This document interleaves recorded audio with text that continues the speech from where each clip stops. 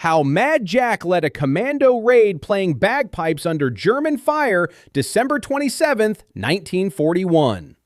A Norwegian fjord, 6:30 in the morning. The water was black. The sky was gray. The air temperature was below freezing. And Major Jack Churchill was standing in the bow of a landing craft playing the bagpipes. Not quietly, not as background music, full volume.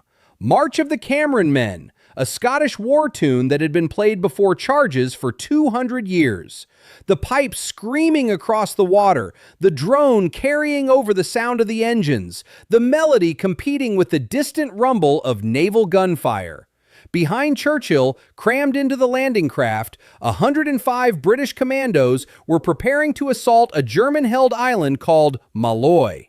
Rifles loaded, grenades ready, faces blackened with cork, hearts pounding. Ahead of them, the island was on fire. HMS Kenya, a light cruiser sitting in the fjord, had been pouring 6-inch shells into Malloy for the past 9 minutes. 450 rounds. The shore batteries, the barracks, the ammunition stores, all of it disappearing under fountains of earth and flame and shrapnel. And standing in the bow, fully upright, fully exposed, playing the bagpipes like he was at a Highland Games parade, was Jack Churchill. The ramp dropped. Churchill finished the tune, set down the pipes, pulled a grenade from his belt, threw it into the nearest German position, drew his Scottish broadsword, and charged. 105 men followed him onto the beach. The island fell in less than 10 minutes. Before we continue, make sure you subscribe. We tell the World War II stories about the men who fought in ways nobody expected and nobody could explain. To understand what happened at Malloy, you need to understand Operation Archery. December 1941. Britain was alone, or felt alone. The Americans had just entered the war after Pearl Harbor, but it would be months before American forces could make a difference in Europe. The Russians were fighting for survival on the Eastern Front. Britain's army had been beaten out of France, out of Greece, out of Crete. The only offensive capability the British had was their commandos. The commandos were Churchill's idea. Winston Churchill, not Jack. The Prime Minister had ordered the creation of elite raiding forces in 1940, after Dunkirk. Small, aggressive units that could strike the German-occupied coastline and make Hitler worry about where the next blow would fall. By late 1941, Lord Louis Mountbatten had taken over combined operations. He wanted a raid that would be different from the small, unopposed landings that had come before. He wanted a fight, a real fight, against a real garrison with naval support and air support and the full weight of a combined operation. The target was Vagsø, a small port on the Norwegian coast, about halfway between Bergen and Trondheim. The area was home to fish oil factories that produced glycerin used in German explosives. Destroy the factories, disrupt the production, and make the Germans realize that nowhere on the Norwegian coast was safe. The plan was complex. 5 groups of commandos hitting multiple targets simultaneously. Group 1 would secure the village of Hallavik to the south. Group 2, led by Lieutenant Colonel John Durnford Slater, commanding officer of No. 3 Commando, would attack the town of South Vagsø with 200 men. Group 3, led by Mad Jack Churchill, would take the tiny island of Malloy with 105 men. Group 4 would remain as a floating reserve on HMS Kenya. Group 5 would set up blocking positions on the southern approach road. The total force was about 570 commandos, supported by a light cruiser, 4 destroyers, RAF Hampton bombers for smoke cover, and Blenheim and Beaufighter aircraft for air support. It was the first truly combined operation of the war. Army, Navy, and Air Force working together. Churchill had his assignment, Malloy Island, a small piece of rock in the fjord separated from Vagsø by a narrow channel. On the island, 4 shore battery guns, an anti-aircraft position, the Mortense Herring oil factory, barracks for the garrison, and an ammunition store.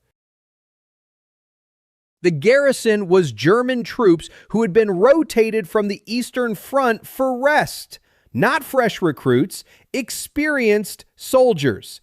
Men who knew how to fight, but they didn't know what was coming. The force sailed from the Shetland Islands on Christmas Day, 2 days at sea, rough weather. Many of the commandos were seasick. Churchill, characteristically, was not. He spent the voyage sharpening his sword and practicing the pipes. The German sentries never saw them coming. One alert soldier on the shore spotted the British ships sailing into the fjord. He called it in. His superiors told him it was probably a German convoy. When he persisted, they told him he must have celebrated Christmas a bit too much. He should have been rewarded for his vigilance. Instead, he was dismissed. At 8:30 on the morning of December 27th, HMS Kenya opened fire. The bombardment was devastating. 12 6-inch guns firing at targets less than 250 yards square. The destroyers Onslow and Offa added their 4-inch guns. In 9 minutes, 450 shells hit Malloy. The shore batteries were smashed. The barracks were burning. The German positions were buried under dirt and debris. RAF Hampton bombers roared in at 0 altitude, so low that Durnford Slater, running toward his landing craft, could see the pilots' faces. They dropped smoke bombs on the landing zones, creating a thick white curtain between the landing forces and any surviving German defenders. Churchill's landing craft headed for Malloy through the smoke. The water was choppy, spray breaking over the bow, the sound of naval shells still echoing off the mountains on both sides of the fjord. And Churchill was playing his pipes. March of the Cameron Men, a tune from the Highland Wars, a tune that had been played when Scottish clansmen charged English lines, when Cameron Highlanders went over the top in the First World War, when men needed to hear something louder than their own fear. The commandos in the landing craft later said they couldn't decide whether Churchill was brave, insane, or both. Most settled on both. But the sound of the pipes did something to them. Cut through the fear, cut through the cold, cut through the noise of the bombardment. The pipes were absurd and magnificent and completely mad jack, and hearing them meant that whatever was waiting on that beach, they were going to hit it with everything they had. The ramp dropped. Churchill jumped first. He always went first. Set down the pipes, pulled the pin on a grenade, threw it. The explosion sent a column of dirt and smoke skyward. Then the sword came out. A basket-hilted Scottish claybag, 3 feet of steel, the same kind of weapon that Highland warriors had carried at Culloden. Churchill drew it and went up the beach at a run, the blade catching the gray Norwegian light. 105 commandos followed. The naval bombardment had done its work. The German positions on Malloy were shattered. Most of the garrison was dead, wounded, or dazed. The survivors who tried to fight died quickly. Those who raised their hands lived.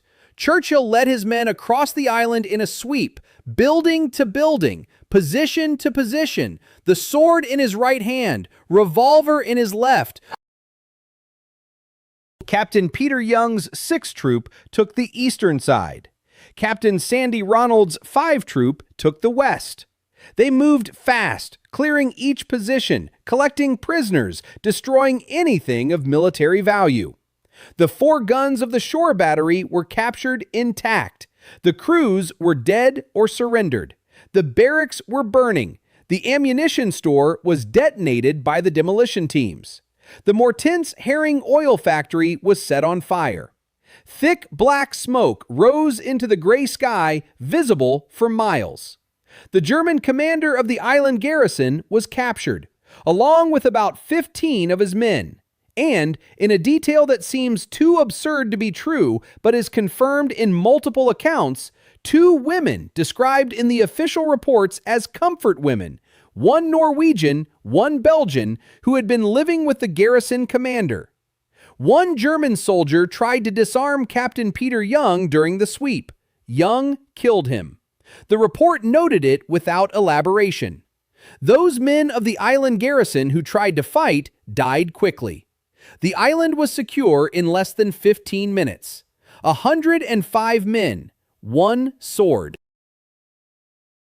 One set of bagpipes, 4 shore guns captured, an entire garrison destroyed or taken prisoner, 0 commando casualties on Malloy, 0.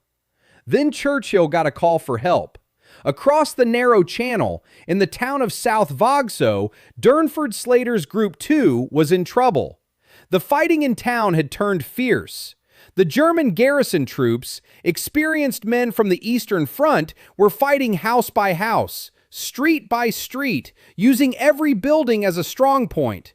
Commandos were taking casualties. The advance was stalling. Durnford Slater radioed Brigadier Charles Hayden, the overall commander aboard HMS Kenya. He needed reinforcements. Hayden committed the floating reserve, and he called on Churchill. Sword in hand, Churchill led his men back to the landing craft, crossed the channel, landed on the Vogso waterfront, and went into the street fighting. The town was chaos. Smoke from burning buildings, gunfire from every direction, snipers in upper windows, machine guns behind barricades, the kind of close-quarters urban combat that eats infantry. Churchill waded into it. The sword was not a practical weapon in a street fight, not against rifles and machine guns and grenades, but it was a symbol. The man with the sword was the man who went first. The man who didn't hide. The man who walked into the fire because that was where his men needed him to be. They fought through the afternoon, building by building, room by room. The commandos cleared South Vogso methodically, brutally, professionally. By mid-afternoon, the town was taken. The raid's results were significant. The fish oil factories were destroyed. An ammunition store was blown. 4 shore guns were captured. Roughly 98 Germans were killed and 98 taken prisoner. 15,000 tons of shipping were sunk. And perhaps most importantly, the raid alarmed the German High Command so thoroughly that Hitler ordered 30,000 additional troops stationed in Norway to guard against future raids. 30,000 men, pulled from other fronts, because 570 commandos had attacked a fishing village. The British lost 17 killed and 53 wounded. A steep price for a raid, but the strategic impact was enormous. Churchill was awarded a bar to his military cross, his second MC. The citation noted his leadership, his aggression, and his role in the capture of Malloy. It didn't mention the bagpipes. It didn't need to. Everyone who was there remembered them. The sound carrying across the black water, the tune that had no business being played in a modern war, but was played anyway because Mad Jack Churchill did not recognize the concept of inappropriate. One of the commandos, years later, tried to explain what it was like to follow a man playing bagpipes into battle. You'd think it would be ridiculous. A man with pipes standing up in a boat while shells are going off. You'd think you'd laugh, but you didn't, because there was something about it, about the sound, about the nerve it took, about the absolute refusal to be afraid. He paused. When Churchill played those pipes, you didn't think about the Germans. You didn't think about dying. You thought, if that man can stand there and play a tune, I can get off this boat and follow him. It was that simple. That simple. A man standing in the bow of a boat, a tune on the pipes, a sword in his belt, and 105 men willing to follow him into anything. If you heard bagpipes coming across the water at 6:30 on a December morning, would you have followed that man off the boat? Let us know in the comments. And if you want more stories about the men who fought in ways nobody expected, make sure to subscribe.